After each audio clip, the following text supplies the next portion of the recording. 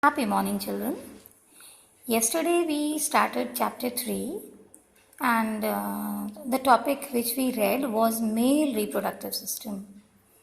And what did we discuss in male reproductive system? That it is situated, the main reproductive organs are testes, which are situated in a pouch-like structure called scrotum. Internally, testis has so many lobules called as testicular lobules, and inside testicular lobules there are one to three highly coiled tubules called seminiferous tubules. These seminiferous tubules open into a common space called as retitestis. From retitestis rises very fine tubules called as vasa efferentia. Vasa efferentia then opens into another common space called as epididymis, which temporarily stores the sperms, and from epididymis arises another highly coiled tube called as vasa deferens. This vasa deferens then comes out of the testis from the pelvic region and enters the abdominal cavity, loops over the urinary bladder, right? And then it forms a duct called as ejaculatory duct. So today we will start with ejaculatory duct, right? So what are ejaculatory duct?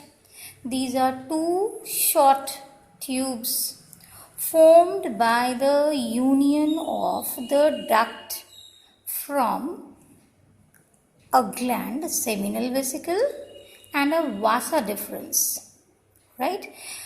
Vasa deferens, is the duct which is coming out from the testis and entering into the abdominal cavity. This vasa deferens joins with the duct from seminal vesicle, a gland which is situated at the base of urinary bladder. These ducts, this duct actually is called as ejaculatory duct. And what is the function of ejaculatory duct? These store and transport sperm from testis to the outside through urethra. Okay, so see this diagram. This is another book where the diagrams are given more clearly. I'll even show you that in NCERT book. So this is vasa deferens coming out from the testis, from the pelvic region, entering into the abdominal cavity, okay, making a loop over urinary bladder, right? And this is the gland, seminal vesicle at the base of urinary bladder, and this is the duct of seminal vesicle. So you can see this duct is opening into vasa deferens, and the two then form a common duct called as ejaculatory duct, right? And as you see this diagram, this ejaculatory duct is then opening into urethra. This is urethra, the opening of urinary gland, urinary bladder, which carries the urine. Okay. So what is the function of ejaculatory duct? It helps in the transport of sperm. Okay. Now here in this diagram, this is vasa deferens. This is seminal vesicle, and that opening actually is not very clearly given over here, that how is vasa deferens opening into the opening of seminal vesicle, right? These are the seminal vesicle. Okay, so the duct from seminal vesicle joins with that of the vasa deferens to form a common duct called as ejaculatory duct. Ejaculatory duct then opens into urethra. We all are familiar with the term. Urethra is a tube-like structure which arises from urinary bladder. Long tube-like structure, about 20 centimeter long. It provides a common pathway for the flow of urine and semen, right? So this is the urinary bladder, this is urethra. So you can see this ejaculatory duct is also opening into urethra. This urethra is long in case of males, and in females it is very short, right? And urethra also opens to the exterior by means of an opening called as urethral opening or urethral orifice or urethral meatus, right? And in case of male, it is a common passage for the flow of sperms as well as urine, right? So, urethra is a common pathway for the flow of urine as well as semen. Semen is the fluid in which sperms float. Urethra passes through penis. This is the penis, a muscular structure about which we'll study right now, right? And it opens to the outside through a urethral meatus or a urinogenital pore. This opening has been named as urinogenital pore because it is carrying both urine as well as sperms, right? And I have told you what is the difference between male and female urethra. In case of male, urethra is much longer in comparison to the female. So this is actually one of the biggest reasons that why females generally suffer from different type of urinary tract infections, right? Now, a structure, a copulatory organ, the penis. Penis is the male copulatory organ. Copulatory organ means the structure with which, or you may say it is a part of external genitalia, right? The structure with which a male makes sexual contact with the female, right? It actually is the structure which helps in the transfer of sperms into the reproductive tract of the female. So this male copulatory organ, as it looks like this, here you can see this is the structure of penis, the male copulatory organ, right? So it is made up of spongy and erectile tissue which easily gets excited on stimulation. Okay, and this structure is richly supplied with blood vessels. Under sexual stimulation is a part of sexual act starts with this stimulation only. So under sexual stimulation, it helps in erection, it helps in enlargement of penis. In the erection matlab enlargement of penis, and because the blood vessels they get fully engorged, right? And this makes the penis stiff and rigid, thereby making it possible to facilitate insemination. This stiffness or this rigidness of penis helps it to transfer sperms into the reproductive tract of the female, and that act only is called as insemination. Okay, now at the tip of the penis there is an enlarged portion. Suppose this is the penis, right? So at its tip there is somewhat like this, right? This enlarged portion of the penis is called as glans penis, and this glans penis under normal condition remains covered by a loose fold of skin called foreskin, right? So under normal condition the penis is like this, it is small, right? And glans penis is not visible. Why? Because it remains covered by a small fold of skin. Only under sexual stimulation it becomes hard, it becomes stiff, it becomes longer, and that glans penis is visible. And at the tip of glans penis there is an opening, there is an aperture, urinogenital aperture, which helps in the transfer of urine as well as the gametes, right? Now coming to glands, male accessory glands, which are helping in the process of reproduction. The first one is the seminal vesicle, right? How many glands are there. Seminal vesicle, actually the number is 2. A pair of sac-like structures near the base of urinary bladder. So in this diagram you can see this is seminal vesicle, this is another seminal vesicle, this is your NCERT book. So in this case here these are the two seminal vesicles which are situated at the base of urinary bladder, right? So a pair of seminal vesicles are present at the base of urinary bladder. Ducts from seminal vesicles and vasa deferens together make a duct. They unite to form a duct called as ejaculatory duct, that we have already discussed. This is the duct from seminal vesicle, right? And this is the vasa deferens. They together unite to form ejaculatory duct. This is ejaculatory duct, right? Now what is the function of seminal vesicle?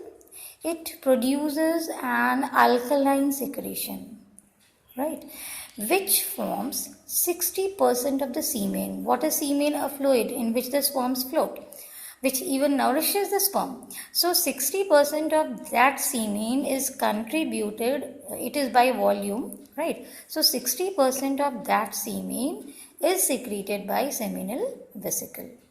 And the secretions of seminal vesicle contain fructose, a hormone, prostaglandins, right?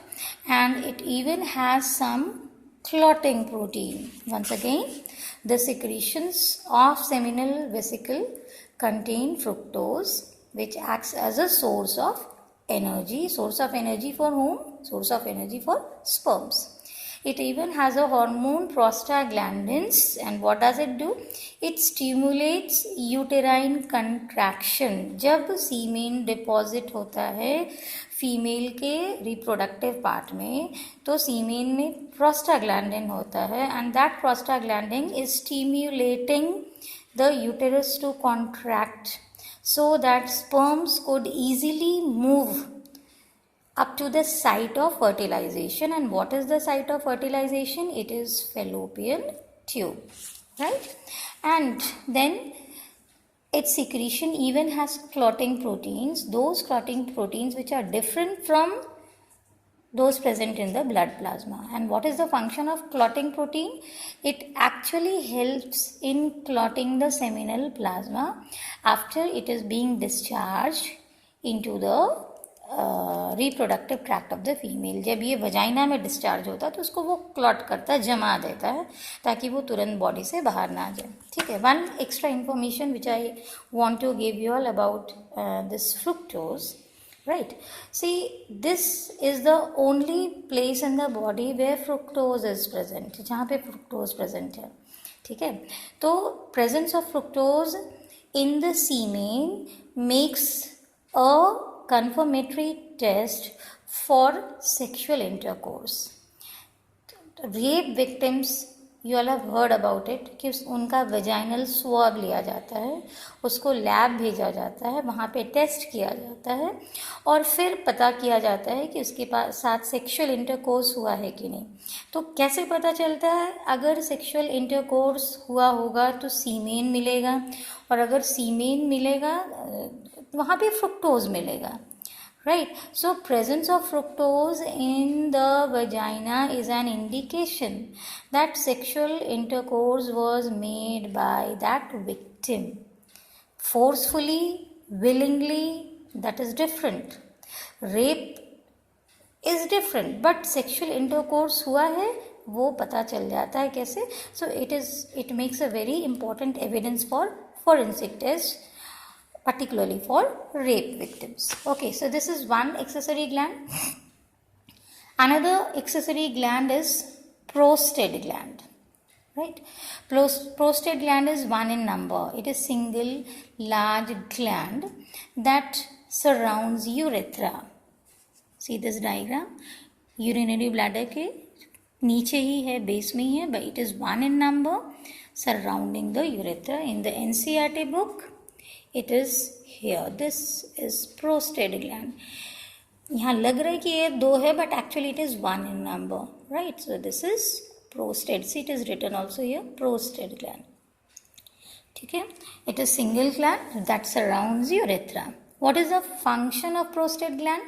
This secretes a milky secretion with acidic pH and forms 25% by volume of the semen.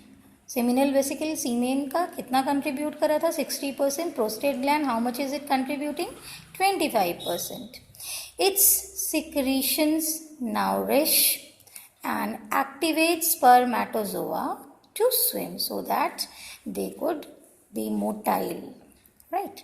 And the third male accessory gland is bulbourethral gland, or it is also called as Cowper's gland. Right? What is their number? They are 2 in number. A pair of Cowper's gland.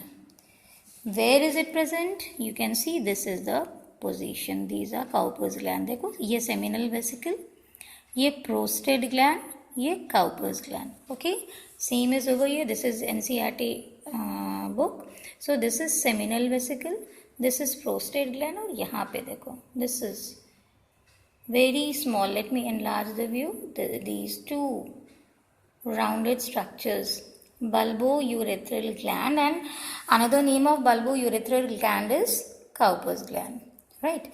And this Cowper's gland secretes an alkaline secretion. Alkaline secretion, then what will it do?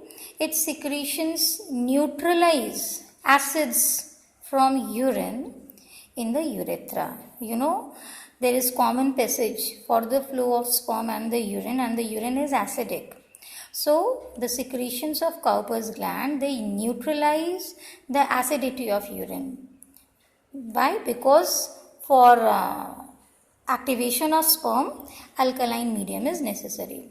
Not only that, the Cowper's gland also secretes mucus, a lubricant that lubricates the end of the penis and the lining of urethra to decrease the number of sperm damage during ejaculation.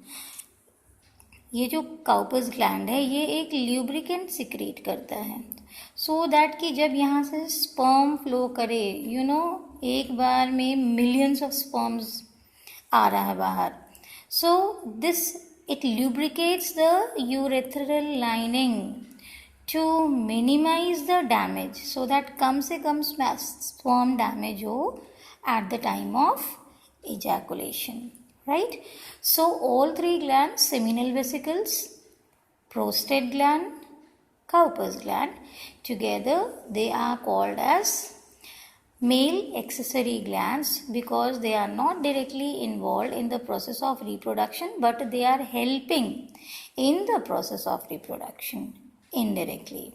Okay, so that is the end for today's video.